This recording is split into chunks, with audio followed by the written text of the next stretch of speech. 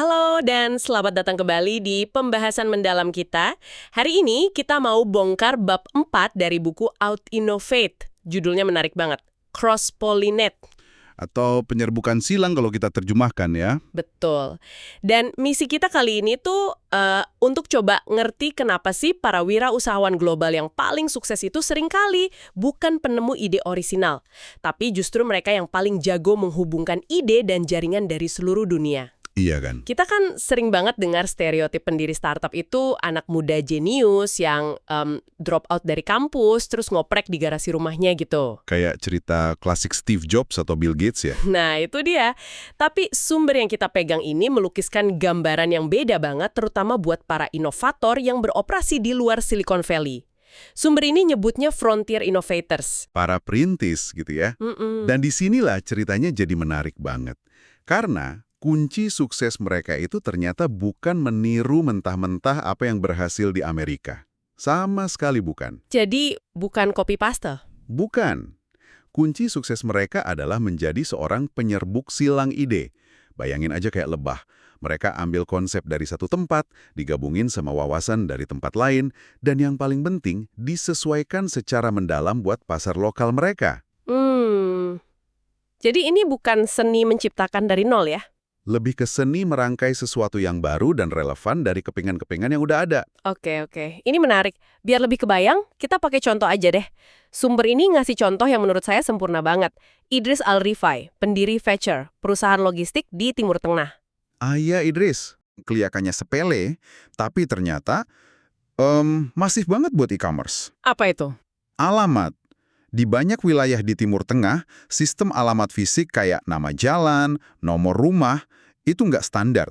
Atau bahkan nggak ada sama sekali. Wah, terus gimana kurir bisa nganterin paket kalau alamatnya nggak jelas? Nah, itu dia masalah fundamentalnya. Saya bisa bayangin sih kacaunya. Mau pesan barang online pas ngisi alamat bingung. Rumah ketiga setelah pohon kurma gitu kali ya? Iya, kurang lebih begitu. Dan yang menarik itu, gimana solusi yang Idris ciptakan, itu adalah gabungan jenius dari berbagai ide global. Coba kita bedah satu-satu ya. Oke, silakan. Pertama, dari logistik. Jelas dia terinspirasi sistem pengiriman last mile yang super efisien dari Amazon atau pemain raksasa di barat. Dia tahu standarnya harus kayak gimana. Oke, itu kepingin pertama. Tapi kan itu belum menyelesaikan masalah alamatnya. Nah, untuk masalah alamat, dia nggak menciptakan teknologi baru. Dia meminjam ide dari industri yang beda banget. Ride sharing. Oh, kayak Uber gitu. Tepat. Dia mengadopsi teknologi alamat berbasis GPS. Jadi pengguna tinggal pin lokasi mereka di peta. Ah, kayak sistem pinpoint yang kita pakai buat pesen ojek online itu ya. Cerdas banget. Betul. Tapi ini dia terapkan buat logistik barang. Itu kepingin kedua. Ketiga, pembayaran. Dia sadar penetrasi kartu kredit di sana belum merata. Jadi dia pakai modal cash on delivery. Bayar di tempat. Model yang udah terbukti berhasil di banyak negara berkembang kan? Iya, Ra. Dan ada satu lagi yang nggak terduga. Karena susah cari pengemudi, dia sampai harus bikin strategi imigrasi buat datengin tenaga kerja. Dan ide ini dia pelajari dari industri konstruksi di Dubai. Wow, ini benar-benar dari mana-mana ya idenya. Dia nggak terpaku di satu industri aja, sama sekali nggak. Dan ini intinya, dia merakit solusi dari kepingan Lego inovasi yang tersebar di mana-mana. Dia lihat masalah lokal, terus dia nanya, siapa di dunia ini yang udah mecahin potongan masalah ini? Inilah pola pikir seorang penyerbuk silang. Luar biasa. Ini benar-benar ngubah cara pandang soal inovasi. Bukan soal nemuin bola lampu baru, tapi soal merakit lampu yang pas dari komponen terbaik yang ada di dunia. Dan ternyata, ini bukan cuma cerita Idris saja kan? Bukan. Ini pola yang kuat banget. Data yang disajikan di sini cukup mencengangkan. Gimana datanya? Di Asia Tenggara, 8 dari 10 perusahaan unicorn, perusahaan dengan valuasi di atas $1 miliar, itu pendirinya punya pengalaman signifikan di luar negeri. Entah kuliah, tinggal, atau kerja. 8 dari 10. Itu banyak banget. Banyak. Pola yang hampir sama terjadi di Amerika Latin, di mana lebih dari separuh pendiri unicorn punya jejak internasional yang sama. Artinya pengalaman global itu bukan sekedar nilai plus di CV ya? Tepat. Itu jadi aset strategis yang fundamental. Pengalaman-pengalaman itu ngasih mereka perpustakaan mental yang jauh lebih kaya. Jadi pas ketemu masalah, mereka nggak cuma kepikiran satu cara penyelesaian aja. Oke, jadi kita udah setuju nih polanya ada dan kuat banget. Pertanyaan berikutnya, gimana persisnya proses penyerbukan silang ini bekerja? Karena ini jelas bukan cuma salin tempel kan? Kalau cuma itu pasti banyak yang gagal. Betul sekali. Sumber ini membaginya jadi 2 langkah kunci. Pertama, menjembatani ide, dan kedua, menyesuaikannya. Oke, kita mulai dari yang pertama, menjembatani. Contoh yang bagus dari buku ini adalah Zola, sebuah perusahaan energi surya di Afrika. Masalah yang mereka coba selesaikan itu luar biasa besar. Ratusan juta orang di Afrika hidup tanpa akses listrik. Sebuah dilema klasik ya, punya masalah besar, tapi solusi yang ada nggak terjangkau. Panel surya kan mahal. Persis. Dan disinilah Zola melakukan penjembatanan yang brilian. Model bisnis mereka itu kayak jembatan yang menghubungkan berbagai inovasi global. Pertama, untuk masalah harga, mereka pakai model pay as you go, bayar sesuai pemakaian. Jadi bisa dicicil gitu ya? Iya, dicicil dengan pembayaran harian atau mingguan yang kecil. Ini model yang dipopulerkan di industri telekomunikasi dengan pulsa prabayar. Menarik. Jadi mereka meminjam model bisnis dari industri telco buat diterapkan di industri energi. Benar. Terus, masalah berikutnya, gimana menilai kelayakan kredit calon pelanggan yang tidak punya rekening bank? Nah, mereka menjembatani lagi. Mereka pakai teknik penilaian kredit data alternatif, kayak pola penggunaan pulsa ponsel. Oh, ini teknik yang dipakai banyak fintech sekarang kan?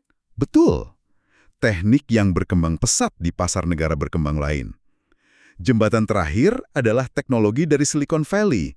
Mereka pasang teknologi Internet of Things atau IoT di setiap perangkat. Fungsinya buat apa itu? Buat kontrol dan diagnosis dari jarak jauh. Jadi, kalau ada pelanggan yang berhenti bayar cicilan, sistemnya bisa dimatikan dari kantor pusat. Canggih kan? Wow, jadi Zola ini pada dasarnya menjembatani semua inovasi itu ya, model bisnis telco, teknik fintech, teknologi IoT, dan manufaktur global buat jadi satu solusi utuh. Tepat sekali. Oke, jadi menjembatani itu baru setengah jalan. Karena saya bayangin, sehebat apapun teknologinya, kalau nggak klik sama budaya lokal, pasti mental. Ini yang bikin saya penasaran sama langkah kedua, menyesuaikan. Sumber ini bilang, disinilah letak keajaibannya. Ya, penyesuaian ini pembedanya antara peniru dan inovator sejati. Contoh terbaiknya Matrimony.com dari India. Pendirinya, Murugavel Janakiraman, dapat ide ini pas kerja di Amerika. Dia lihat situs iklan baris online di sana sukses. Tapi dia nggak langsung bikin situs kencan kayak Tinder versi India kan? Nah, itu kuncinya. Kalau dia bikin situs kencan ala barat, 99% pasti gagal total. Dia sadar betul, di India, pernikahan itu bukan cuma urusan 2 individu, tapi 2 keluarga. Perjodohan itu budayanya masih kental banget. Berarti dia nggak coba mendidik pasar ya? Justru dia membungkus teknologinya agar sesuai sama tradisi yang udah ada.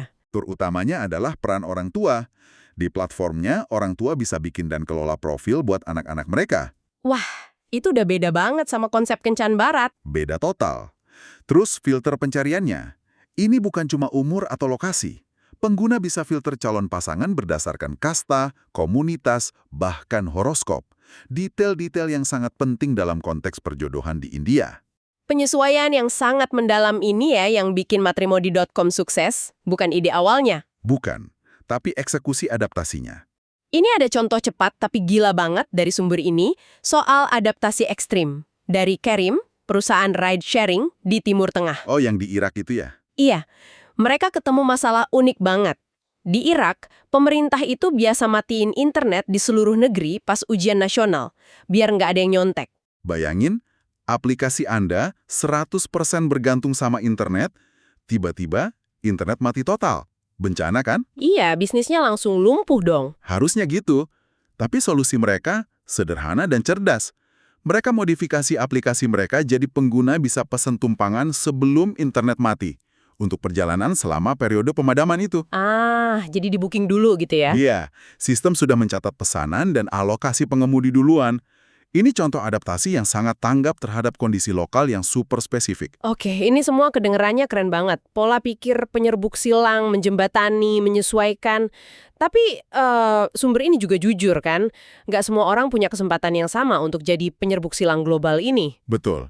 Ini poin kritis yang penting banget buat diakui. Kemampuan buat kuliah di luar negeri, kerja di perusahaan multinasional, itu semua kan datang dari sebuah privilege. Artinya ada potensi ketidaksetaraan di sini ya. Ya, sumber ini menyoroti dua hal. Pertama, ketidakseimbangan gender yang masih jadi masalah besar. Kedua, ada dinamika yang disebut pendiri ekspatriat. Ini terjadi ketika wirausahawan asing datang ke negara berkembang. Dan mereka mungkin punya akses lebih mudah ke modal ventura dibanding wirausahawan lokal. Tepat. Padahal wirausahawan lokal mungkin punya pemahaman pasar yang jauh lebih dalam. Ini pengingat penting sih tentang perlunya menciptakan peluang yang lebih merata. Tapi menariknya, setelah bahas soal privilege ini, buku ini justru balik lagi ngarahin cerminnya ke Silicon Valley. Buat nunjukin betapa krusialnya peran imigran, para penyerbuk silang utama bagi kesuksesan mereka sendiri. Dan datanya di sini benar-benar mematahkan banyak stereotip. Siap-siap aja, angkanya mengejutkan. Oke, berapa angkanya? Lebih dari 50%. Lebih dari setengah unicorn yang berbasis di Amerika Serikat itu didirikan oleh setidaknya satu orang imigran. Wow, setengahnya. Itu angka yang luar biasa besar. Contoh paling terkenalnya mungkin Elon Musk ya, dari Afrika Selatan. Betul, tapi dasarnya panjang banget. Pendiri Google, Sergey Brin, imigran dari Rusia. Pendiri WhatsApp, Jan Koum, dari Ukraina. Dan ini bukan cuma di level pendiri, Oh, ada lagi datanya? ada.